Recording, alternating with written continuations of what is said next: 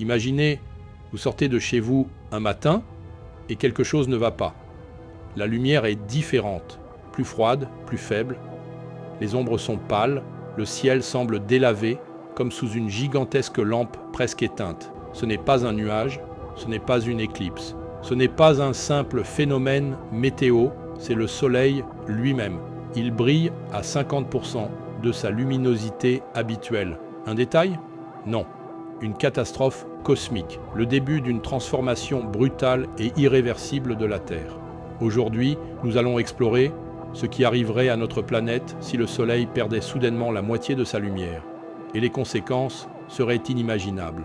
Le Soleil n'est pas seulement un projecteur dans le ciel, c'est la source de 100% de toute l'énergie qui permet la vie. Lumière, photosynthèse, nourriture, climat, cycle de l'eau, température, océan, atmosphère, tout repose dessus. Réduire sa luminosité de moitié, c'est comme éteindre un radiateur qui chauffe une maison entière, couper l'électricité d'un pays, ralentir la machine qui maintient l'équilibre du climat depuis 4-5 milliards d'années. Même une variation de 1% peut modifier durablement le climat. Alors imaginez 50%. La Terre serait plongée dans un hiver global et rapide. Dès les premières 10 minutes, la luminosité au sol chute d'un niveau comparable à un crépuscule permanent. Le ciel bleuté devient gris argenté, les couleurs naturelles se fanent, les nuits deviennent encore plus froides, encore plus humides. Les journées ressemblent à un début d'orage. Sans nuages, il ne fait pas encore très froid, car l'atmosphère conserve un peu la chaleur. Mais ce répit est très temporaire. La Terre commence à se refroidir dès les premières heures. Les scientifiques estiment qu'avec un soleil 50% moins lumineux, la température moyenne terrestre chuterait de 15 à 20 degrés en quelques semaines.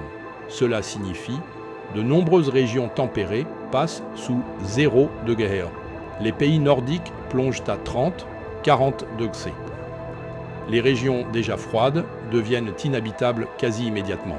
Même les zones équatoriales ne dépassent plus 10 à 15 degrés C en journée. La nuit, certaines tombent sous le point de congélation. La Terre entre dans ce qu'on appelle une glaciation fulgurante.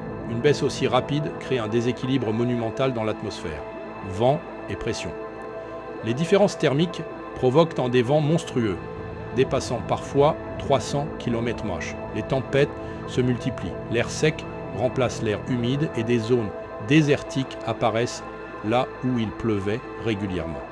Humidité et précipitation, l'air froid contient moins d'humidité, donc les pluies disparaissent, les nuages se raréfient. La sécheresse s'installe même dans les régions tropicales. La neige éternelle, la moindre précipitation tombe sous forme de neige, même au Sahara. Petit à petit, tout blanchit. Une couche de quelques centimètres devient quelques dizaines, puis quelques mètres. La surface de la Terre réfléchit de plus en plus la lumière et la chaleur. Ce qui aggrave encore le refroidissement. C'est le début du cercle vicieux de l'albédo. Plus la Terre est blanche, plus elle renvoie la lumière. Plus elle renvoie la lumière, plus elle refroidit. Plus elle refroidit, plus la neige reste. Le système écologique s'effondre. 1. Les plantes meurent en premier.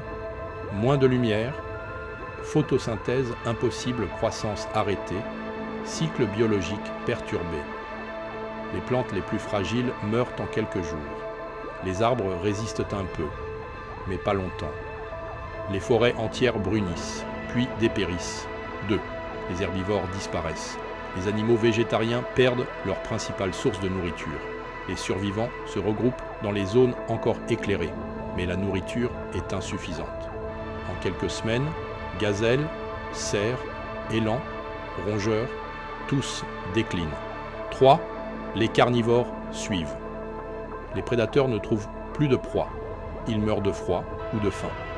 Les chaînes alimentaires s'effondrent. 4. Les océans meurent lentement. Le phytoplancton, base de la vie marine, dépend de la lumière.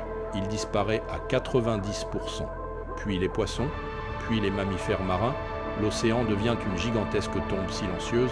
L'humanité ne disparaît pas immédiatement. Nous sommes ingénieux, mais nous ne serions pas prêts. 1. Les premières semaines, la panique panne électrique à cause de la demande énorme en chauffage, rupture des chaînes alimentaires, effondrement des transports, émeutes, migration massive, gouvernement dépassé, les pays proches de l'équateur deviennent les seules zones encore vivables.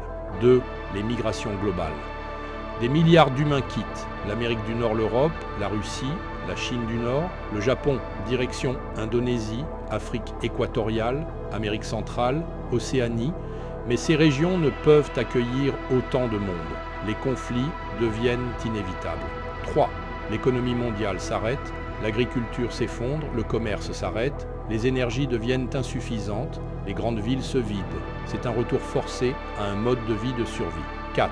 L'apparition de bunkers solaires.